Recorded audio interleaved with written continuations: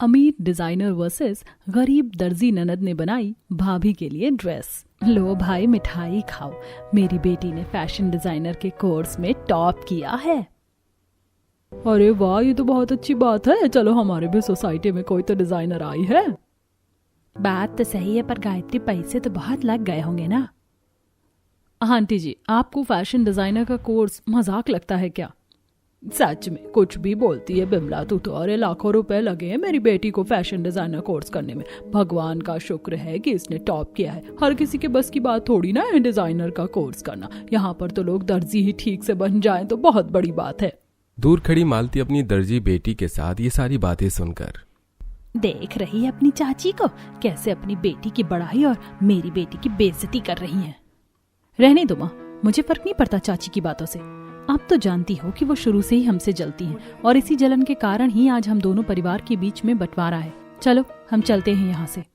दामिनी अपनी माँ को घर के अंदर ले जाती है और सिलाई करने लगती है। वहीं जब शिप्रा और गायत्री घर में घुसती हैं तो शिप्रा के पिता सुभाष कहते हैं, शिप्रा, मैंने तुम्हें इतना महंगा कोर्स करवाया था फैशन डिजाइनर का और तुम उसमें फेल हो। अभी तुम्हारे सर का मेरे पास फोन आया था। अरे अरे, दम धारिये और थोड़ा धीरे बोलिए। ये सब बात इतनी चिल्ला के पूछी जाती है क्या? आप तो पूरे समाज में ही मेरी बेटी की बेइज्जती करा दोगे। अभी मैं मिठाई बात करा रही हूँ ये कहकर कि मेरी बेटी ने फैशन डिजाइनर में टॉप किया है। हाँ पापा प्लीज, आप भी सबसे यही कहिएगा, नहीं तो बेइज्जती हो जाएगी। और चाची को तो आप जानते ही है ना। हाँ, अगर मेरी देवरानी को पता चल गया ना तो उनको तो मेरी बेटी पर हंसने का मौका मिल जाएगा। ऐसा कुछ नहीं है। भाभी की बेटी बेशक से दर्जी है, पर वो ईमानदारी से काम करती है और उन्हें किसी पर हंसने का शुरू से ही शौक नहीं है। बुरा तो मुझे तुम्हारा लग रहा है कि तुम कैसे झूठी अफवाह फैला रही हो। अब गायत्री के कहने पर सुभाष चुप हो जाता है। वहीं सोसाइटी वालों को लगता है कि शिप्रा एक बहुत बड़ी फैशन डिजाइनर है। ऐसे ही कुछ हफ्ते गुजरते हैं और इत्तेफाक से गायत्री और मालती के दोनों ही बेटों का रिश्ता फिक्स हो जाता है और दोनों ही पड़ोस में कार्ड बांटते हैं। ये लो कार्ड, मेरे बेटे का रिश्ता तय हो गया है। ये लो, मेरे भी बेटे का रिश्ता फिक्स हो गया है, आना जरूर। अरे दोनों ही देवरानी जेठानी के घर से एक ही साथ न्योता आ गया है, हम कैसे कैसे आएंगे? मेरे बेटे की शादी 4 तारीख को है और मेरे बेटे की शादी 6 को है, तो एक एक दिन का टाइम मिलेगा तुम लोगों को आराम करने का और तुम लोग आराम से आ सकते हो। ठीक है आ जाएंगे। चल अब चलते हैं, समय बहुत कम है, फिर तैयारी भी करनी है। अब गायत्री और मालती भी अपने अपने घर जाती हैं। बेटी दामिनी, तेरी भाभी की शादी का ड्रेस भी हमें ही भिजवाना है, पैसे भी नहीं है, कुछ समझ में नहीं आ रहा। माँ आप चिंता क्यों करती हो? आपकी बेटी बस पैसों की वजह से फैशन डिजाइनर की डिग्री नहीं ले पाई, वरना दिमाग एक फैशन डिजाइनर वाला ही लेकर घूम रही है। आप मुझे अपनी बस एक पुरानी साड़ी दे दो और उसे डेकोरेट करने का सामान मैं मार्केट से ले आऊंगी और फिर मैं कुछ ही दिनों में भाभी का लहंगा बनाकर तैयार कर दूंगी। अब मालती अपनी पुरानी साड़ी अपनी बेटी के हाथ में देती है और फिर साड़ी के हिसाब से दामिनी उसे डेकोरेट करने का सामान लेने बाजार पहुंचती है और बाजार से चमकीले मोती, सितारे, नेट का कपड़ा, गोल्डन लेस खरीदने लगती है कि तभी वहां हाथों में महंगे महंगे शॉपिंग बैग लेकर शिप्रा आती है। दामिनी को देखकर वहीं रुक जाती है। ओह हेलो कजन सिस्टर, क्या कर रही हो तुम यहाँ? कुछ नहीं, बस वो भैया की शादी होने वाली है तो भाभी के लिए अपने हाथों से ड्रेस सिल रही हूँ। ओह गॉड, तुम इस बाजार के सस्ते कपड़ों से अपनी भाभी का ड्रेस तैयार करोगी? मैं तो अपनी भाभी के लिए एक डिजाइनर ड्रेस तैयार कर रही हूँ जिसकी सभी चीज मैंने बाहर से एक्सपोर्ट की है। बहुत अच्छी बात है शिप्रा, चलो मैं चलती हूँ, मैंने सामान ले लिया। अब सामान खरीद कर दामिनी घर पहुंचती है और सिलाई मशीन पर बैठकर अपनी भाभी की ड्रेस तैयार करने लगती है। वहीं शिप्रा अपनी भाभी के लिए डिजाइनर ड्रेस तैयार कर रही होती है। अब 3 से 4 हफ्ते गुजरते हैं और दोनों ही नंद अपनी अपनी भाभी का ड्रेस बनाकर अपनी भाभी के यहाँ भेजती हैं। माँ, ये मेरे ससुराल से कैसा ड्रेस आया शादी का? मुझे तो लहंगा चाहिए था। बेटी तेरी होने वाली नंद डिजाइनर है तो लगता है उसने ही बनाया है ये ड्रेस। अब तो जो है वो पहनना ही होगा। माँ देखिए, मेरे ससुराल से मेरी शादी की ड्रेस कितनी अच्छी आई है। हाँ, ड्रेस तो अच्छी आनी ही थी, तेरी ननद दर्जी जो है। मुझे अपनी नंद की ये ड्रेस बहुत पसंद आई। अब कुछ दिन बाद 4 तारीख आती है और गायत्री के बेटे के बहू शादी करके अपने ससुराल आती है। तभी आस पड़ोस के लोग गायत्री के बहू के कपड़ों को देखकर, अरे बाप रे, गायत्री की बहू ये कैसे कपड़े पहनकर उतरी है गाड़ी से? यही कपड़े डिजाइन किए हैं इसकी डिजाइनर बेटी ने अपनी भाभी के लिए। अरे गायत्री, ये तेरी बहू कैसे कपड़े पहनकर आई ससुराल? कटे फटे, तुम्हारी तरफ से यही कपड़ा गया था क्या तुम्हारी बहू के लिए? कहने को तो तुम्हारी बेटी डिजाइनर है। हाँ, मेरी बेटी ने यही ड्रेस डिजाइन की थी अपनी भाभी के लिए, और इस डिजाइनर कपड़े में क्या दिक्कत है? मुझे तो बहुत अच्छी लग रही है। हाँ, तुझे तो अच्छी लगेगी, आखिर तेरी बेटी ने जो डिजाइन की है। पर हमें तो ये ड्रेस रत्ती भर पसंद नहीं आई। गला देखो कितना गहरा है, सर पर ना घूंघट है, चारों तरफ से शरीर दिख रहा है। आप लोग चुप हो जाइए। आपने अपनी लाइफ में कभी डिजाइनर कपड़े देखे हैं? आप लोगों की बातों से मेरी भाभी अनकंफर्टेबल हो रही है। चलिए भाभी, घर के अंदर आइए। अब क्या अंदर आऊं? अब तो अच्छी खासी बेइज्जती हो गई मेरी नंद जी, आपके बनाए हुए ड्रेस को पहनकर। अब 1-2 दिन बाद मालती की बहू शादी करके आती है। मालती की बहू ने बहुत ही सुंदर संस्कारी लहंगा पहना हुआ होता है, जिसके ऊपर सिर पर घूंघट और बदन पर 16 श्रृंगार होते हैं, जिसे देख पड़ोस के लोग, अरे मालती, तेरी बहू का शादी का जोड़ा तो बहुत अच्छा लग रहा है। क्या ये जोड़ा ससुराल वालों की तरफ से गया था? हाँ सुमित्रा, ये शादी का जोड़ा मेरी बेटी ने अपनी भाभी के लिए अपने हाथों से सिला था। क्या बात है, तेरी दर्जी बेटी ने तो बहुत खूबसूरत ड्रेस सिली अपनी भाभी के लिए। वहीं दूर खड़ी गायत्री की बहू कनिका, सच में शादी का जोड़ा बहुत अच्छा लग रहा है, मुझे भी ऐसा ही जोड़ा चाहिए था अपनी शादी का। कोई बात नहीं, तेरी चचेरी नंद है ना, वो बना देगी तेरे लिए ऐसा ही कपड़ा। हाँ भाभी, अगर आपको इतना पसंद है तो मैं आपके लिए भी बना दूंगी। अब मालती की बहू गृह प्रवेश करती है और सब लोग धीरे धीरे अपने घर चले जाते हैं। तभी गायत्री और उसकी बेटी अपनी बहू कनिका के ऊपर भड़कते हुए, भाभी, आपका दिमाग खराब है क्या? मैंने इतनी मेहनत से डिजाइनर लहंगा आपके लिए तैयार किया था और आपने मेरे लहंगे की तारीफ ना करके उस 2 कौड़ी की दर्जी के कपड़ों की तारीफ की। अरे इसमें बुराई क्या है? मुझे वो ड्रेस अच्छी लगी और मैंने तारीफ कर दी। बुराई है बहू, वो मेरी देवरानी है और उससे मेरा 36 का आंकड़ा है, और उसकी बेटी मामूली दर्जी है और मेरी बेटी डिजाइनर है। तुझे फर्क समझ नहीं आता? आइंदा से मैं तेरे मुंह से उस दर्जी की तारीफ ना सुन लूं। इसी तरह अगले दिन मालती की बहू प्राची अपनी पहली रसोई का खाना बनाकर ससुराल वालों को खिला रही होती है। बहू, खाना तो बहुत अच्छा बनाया है तूने। हाँ प्राची जी, खाना बहुत अच्छा लग रहा है। अच्छा बहू सुन, कल तेरी मुंह दिखाई की भी रस्म है, तो उसकी भी थोड़ी बहुत तैयारी कर लेना। वैसे भाभी, आपको ज्यादा तैयारी करने की जरूरत नहीं है, क्योंकि आपकी मुंह दिखाई की रस्म के लिए मैं ड्रेस तैयार कर रही हूँ शादी के टाइम से ही, और अब बस उसमें थोड़ा काम ही रह गया, कल तक बनकर तैयार हो जाएगा। थैंक यू नंद जी, आप बहुत अच्छी हैं। दूसरी तरफ शिप्रा अपनी भाभी को एक डिजाइनर ड्रेस पहनाकर, बताइए भाभी, आपको मेरे हाथ से बनाई डिजाइनर ड्रेस कैसा लग रहा है? आपको अपने मुंह दिखाई पर यही पहनना है। पर शिप्रा, ये ड्रेस कहीं कहीं से बहुत ज्यादा ट्रांसपेरेंट है और मेरी बॉडी दिख रही है। कुछ नहीं होता भाभी, ये सब आजकल का डिजाइन है, इतना तो चलता है। तभी वहां आती गायत्री। हाँ बहू, कुछ नहीं होता, मेरी बेटी डिजाइनर है, डिजाइनर। वो तुझे जो पहनाएगी वो अच्छा ही होगा। हे भगवान, मैं माँ जी को कैसे कहूँ कि जो कपड़े मेरी नंद मेरे लिए डिजाइन करती है, मैं उस तरह के छोटे टाइट फिटिंग के कपड़े नहीं पहनती। ठीक है माँ जी, मैं यही पहन लूंगी। वहीं दामिनी अपनी भाभी की मुंह दिखाई की ड्रेस सिलने लगती है और सारी रात मशीन चलाती रहती है ताकि वो अपनी भाभी के लिए एक सुंदर ड्रेस सिल पाए। अगले दिन दोनों ही बहू की मुंह दिखाई की रस्म होती है। सबसे पहले पड़ोस के लोग गायत्री की बहू की मुंह दिखाई पर आते हैं, जहां गायत्री की बहू ने काले कलर का 1 पीस फिटिंग ड्रेस पहना हुआ होता है और जगह जगह पर उस ड्रेस पर कट लगा होता है, जिसे देख मेहमान, अरे ये क्या गायत्री, ये कैसे कपड़े पहनाए तूने अपनी बहू को मुंह दिखाई पर? जरूरत से ज्यादा तो इस कपड़े पर कट लगा हुआ है। नई बहू पर भला ये सब शोभा देता है? सच में, और दो शादी के दूसरे दिन ही तूने अपनी बहू को ये काला रंग पहना दिया। चलो छोड़ो, कोई बात नहीं, आज का जमाना बदल गया है। जैसे भी है, बहुत ठीक लग रही हो तुम। हाँ ठीक है, बस थोड़े कपड़े ठीक पहनती तो और अच्छी लगती। बाकी चलो चलते हैं, हमें मालती की बहू की भी मुंह दिखाई की रस्म पर जाना है।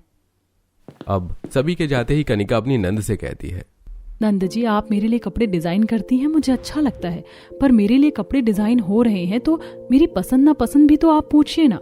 आप जैसे कपड़े मेरे लिए डिजाइन करती हैं वो काफी छोटे होते हैं और मुझे ऐसे कपड़े पहनने पसंद नहीं है। आज भी मैं बहुत ज्यादा अनकंफर्टेबल हो रही थी मुंह दिखाई की रस्म में। भाभी, आपके पास फैशन सेंस नहीं है क्या, जो आप मेरे कपड़ों के बारे में ऐसा कह रही हो? मैं एक बहुत बड़ी फैशन डिजाइनर हूँ और मुझे पता है कि किसके ऊपर कैसे कपड़े सूट करते हैं। बहू, एक तो तुम इतनी गरीब परिवार से आई हो और शादी करके भी तुम कुछ खास कपड़े लेकर नहीं आई अपने मायके से, और यहाँ तुम्हारी नंद तुम्हें डिजाइनर कपड़े बनाकर पहना रही है तो तुम उनमें कमी निकालती हो। गलती हो गई माँ जी, मैं आगे से कुछ नहीं कहूंगी। दूसरी तरफ पड़ोस के लोग मालती की बहू का सुंदर लहंगा, सिर पर घूंघट, साज श्रृंगार देखकर ये देखो, इसे कहते हैं असली मायने में मुंह दिखाई बहू के कपड़े देखो, सारा शरीर ढका हुआ और सुहाग की निशानी लाल पीले रंग का जोड़ा भी पहना हुआ है बहू ने। सच में? वैसे बहू ये ड्रेस कहाँ से लिया तुमने? जी ये ड्रेस मैंने कहीं से ली नहीं है, बल्कि ये ड्रेस तो मेरी ननद ने मेरे लिए खुद सिलाई मशीन पर सिला है। हाँ, तुम्हें पता नहीं है क्या, मालती की बेटी दर्जी है और सुंदर कपड़े बनाती है। अच्छा, अब तो मैं भी अपने कपड़े तुझी से सिलवाऊंगी बेटी। जी बिल्कुल, क्यों नहीं, मुझे तो अच्छा लगेगा। ऐसे ही कुछ हफ्ते गुजरते हैं और एक दिन कनिका और प्राची का आमना सामना बाजार में होता है। अरे कनिका जी, आप यहाँ? आपसे एक ही बार बात हुई थी, उसके बाद तो आप कभी दिखी ही नहीं। क्या कहूँ, बात करने का मन तो मेरा भी करता है, पर तुम तो जानती हो कि हम दोनों की सास का 36 का आंकड़ा है, क्योंकि एक की बेटी दर्जी और दूसरे की बेटी डिजाइनर है। ऐसे तुम्हारी ये डिजाइनर साड़ी बहुत अच्छी लग रही है। Thank you. वैसे ये ड्रेस मेरी नंद जी ने सिला है मेरे लिए बहुत ही प्यार से, वो बहुत अच्छी हैं। वो ऐसे ही मेरे लिए हर दिन एक नई ड्रेस बनाती रहती हैं। बहुत खुश नसीब हो प्राची तुम, जो तुम्हारी नंद तुम्हारे पसंद के कपड़े तुम्हें बनाकर पहनाती है। एक मेरी नंद है जिसे मेरी पसंद नापसंद से कोई मतलब नहीं, वो बस अपने डिजाइनर कपड़े मुझे जबरदस्ती पहनाती है। अच्छा चलो मैं चलती हूँ, नहीं तो माँ जी गुस्सा करेंगी। अब कनिका घर में आकर घर की साफ सफाई करने लगती है, तभी उसकी सास गायत्री कहती है, बहू, एक हफ्ते बाद तेरी शादी का मैं रिसेप्शन रख रही हूँ। क्या रिसेप्शन पार्टी, मजा आएगा। एक और डिजाइनर ड्रेस सिलूंगी अपनी भाभी के रिसेप्शन पर। नहीं, इस बार मैं अपने कपड़े खुद डिसाइड करूंगी। क्या बहू, कोई जरूरत नहीं है, तेरी नंद डिजाइनर है, वो जो बनाएगी तो वही पहनेगी। ठीक है माँ जी। अब अगले दिन कनिका छत पर कपड़े सुखा रही होती है कि तभी वहाँ प्राची आ जाती है। अरे प्राची, कैसी हो? मैं ठीक हूँ, आप बताओ। मैं भी ठीक हूँ, बस घर में थोड़ी तैयारी चल रही है। कुछ दिनों बाद मेरी शादी की रिसेप्शन पार्टी है ना। क्या आपकी भी रिसेप्शन पार्टी है? मेरी भी है, पर देखो अभी कुछ खास तैयारी हुई नहीं, अभी थोड़ी पैसों की दिक्कत चल रही है, कपड़े भी कुछ तैयार नहीं हुए हैं अभी। चलो चिंता मत करो, जो होगा अच्छा ही होगा। अच्छा मैं चलती हूँ। अब कनिका की रिसेप्शन ड्रेस शिप्रा तैयार करने में लग जाती है। वहीं दामिनी बाजार से सस्ते कपड़े लेकर आती है और उसे सिलने लगती है। दामिनी, तुम कब से सिलाई मशीन चला रही हो? एक रिसेप्शन ड्रेस ही तो है, मैं कुछ सिंपल पहन लूंगी, मुझे तुम्हें इस तरह से परेशान देखा नहीं जा रहा। अरे मैं कुछ परेशान नहीं हूँ भाभी, बल्कि मुझे तो खुशी होती है जब मैं आपके लिए कपड़े तैयार करती हूँ। अगले दिन कनिका अपनी नंद को ड्रेस डिजाइन करते वक्त परेशान होता देखकर, नंद जी, अगर आपको परेशानी हो रही है या कुछ समझ नहीं आ रहा है तो आप दामिनी से क्यों नहीं पूछ लेती हैं? वो भी बहुत अच्छे कपड़े सिलती है। एक्सक्यूज मी भाभी, आप जब से आई हो तब से सिर्फ उस दर्जी दामिनी की तारीफ कर रही हो। आपको लगता है कि मैं उस 2 कौड़ी की दर्जी से पूछूंगी कि मुझे क्या सिलना चाहिए और क्या नहीं? नहीं, मेरा वो मतलब नहीं था। वैसे ये ड्रेस काफी छोटी है। भाभी सब ठीक है, आप ज्यादा टेंशन मत लीजिए, आजकल सब यही पहनते हैं। अब ऐसे ही कुछ दिन गुजरते हैं और दोनों ही बहू के रिसेप्शन पार्टी का दिन आ जाता है। रिश्तेदारों का आगमन होता है। तभी कनिका अपनी रिसेप्शन पार्टी में रेड कलर की मिनी ड्रेस पहन कर आती है, तो आगे से काफी शॉर्ट और पीछे से काफी लॉन्ग होता है और ड्रेस की बाजू भी काफी पतली होती है, जिसे देखकर आस पड़ोस के लोग बहुत तेज तेज हंसने लगते हैं और कुछ भला बुरा कनिका को कहने लगते हैं। अरे गायत्री की बेटी ने तो हद ही मचा रखी है। देखना डिजाइनर कपड़ों के नाम पर अपनी भाभी को कितने छोटे कपड़े पहनाए, सारा बदन दिख रहा है।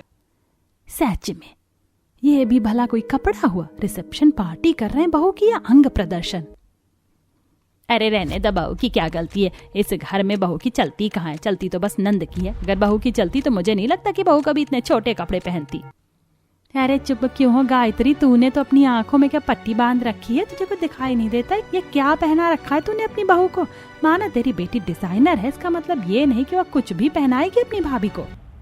अब रिश्तेदारों की बातें सुनकर गायत्री को बहुत शर्मिंदगी महसूस होती है। वहीं कनिका की आंखों में भी अब आंसू आने लगते हैं। दूसरी तरफ रिश्तेदार भला बुरा कहकर वहां से चले जाते हैं। तभी कनिका, अब तो आपको तसल्ली मिल गई होगी ना नंद जी, मैंने आपके बनाए हुए कपड़े भी पहने और लोगों ने मेरी अच्छे से बेइज्जती भी की, भला बुरा सुनाया। शांत हो जा बहू, मेरी ही गलती है जो मैंने अपनी बेटी को कभी रोका नहीं और उसके कहने पर मैं तुझे कुछ भी पहनाती रही। जा तू कपड़े बदल के आ। अब कनिका कपड़े बदल कर आती है, अपनी माँ की दी हुई साड़ी पहन के आती है। माँ जी, मैं प्राची के रिसेप्शन पार्टी में जा रही हूँ, अगर आपको चलना है तो चलिए। ठीक है चलो बहू, शिप्रा बेटी तू भी चल। अब कनिका सबको प्राची के रिसेप्शन पर लेकर आती है, जहाँ प्राची ने बहुत ही सुंदर गाउन पहना होता है।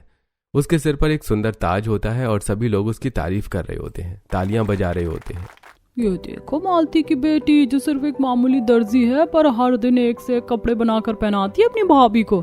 सच में प्राची बहू की तो रिसेप्शन पार्टी ड्रेस बहुत अच्छी लग रही है इसकी। नंद ने तो सच में कमाल कर दिया। सही कहा, एक मालती की दर्जी बेटी है जो अपनी भाभी के लिए इतने सुंदर सुंदर कपड़े सिलती, और एक गायत्री की बेटी है जो डिजाइनर होने के बाद भी अपनी भाभी को एक भी दिन अच्छा कपड़ा बनाकर नहीं पहनाती। उसके तो कपड़े ऐसे होते हैं कि देखते ही इंसान अपनी आंखें बंद कर ले। सुन रही हो शिप्रा, ये सब तुम्हारे कपड़ों की ही बुराई कर रहे हैं और दर्जी दामिनी की इतनी तारीफ कर रहे हैं क्योंकि उसके कपड़े सलीके वाले होते हैं। और देखो उसकी भाभी भी कितनी प्यारी लग रही है अपने रिसेप्शन में, और सब उसकी तारीफ कर रहे हैं। सच कहूं तो शिप्रा, मुझे भी प्राची जैसे कपड़े ही पहनने पसंद हैं, पर मैं तुम्हारे दबाव में आकर तुम्हारे बनाए हुए डिजाइनर कपड़े जबरदस्ती पहनती थी और हर मोड़ पर मेरी बेइज्जती ही हुई है उन कपड़ों में। भाभी आप ठीक कह रही है, मेरे अंदर कुछ ज्यादा ही ओवर कॉन्फिडेंस आ गया था, जिसके कारण मैं अपने आगे किसी को कुछ समझ ही नहीं रही थी। और सच कहूं तो मैं कोई फैशन डिजाइनर नहीं हूँ और मेरी तो डिग्री भी झूठी है। मुझसे ज्यादा अच्छे कपड़े तो सच में दामिनी बनाती है, जो कि एक मामूली दर्जी है।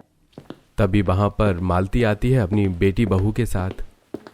अरे जेठानी जी, आप पहली बार मेरे यहाँ अब किस बात का ताना मारने आई हैं मुझे या मेरी गरीब दर्जी बेटी को? नहीं नहीं, ताना नहीं, माफी मांगने आई हूँ, मुझे माफ कर दो। मैं हमेशा से तुम्हारे साथ घमंड से रहती थी, ये कहकर कि मेरी बेटी डिजाइनर है, पर सच कहूँ तो मेरी बेटी कोई डिजाइनर नहीं है। डिजाइनर तो हकीकत में तुम्हारी बेटी है, जो दर्जी होकर इतने सुंदर कपड़े बनाती है। सच में दामिनी, माँ सही कह रही है, मैं फालतू में ही तुमसे इतना जेलस होती थी। मुझे तो तुमसे कुछ सीखना चाहिए। हाँ दामिनी, आज से तुम मेरी बेटी को सिखाना कि कपड़े कैसे डिजाइन किए जाते। और मालती, तुम मुझे अब माफ कर दो। अरे कोई बात नहीं जेठानी जी, थोड़ी बहुत मतभेद हर रिश्तों में होती है। अब कनिका दोनों ही परिवार की आपसी मतभेद हमेशा हमेशा के लिए खत्म कर देती है। वहीं अब शिप्रा का घमंड भी टूट जाता है और वो अब दामिनी के साथ मिलकर उसकी मदद लेकर डिजाइनर कपड़े सिलना सिखाती है। और अब कनिका भी अपने पसंद के कपड़े अपने ससुराल में पहनना शुरू कर देती है।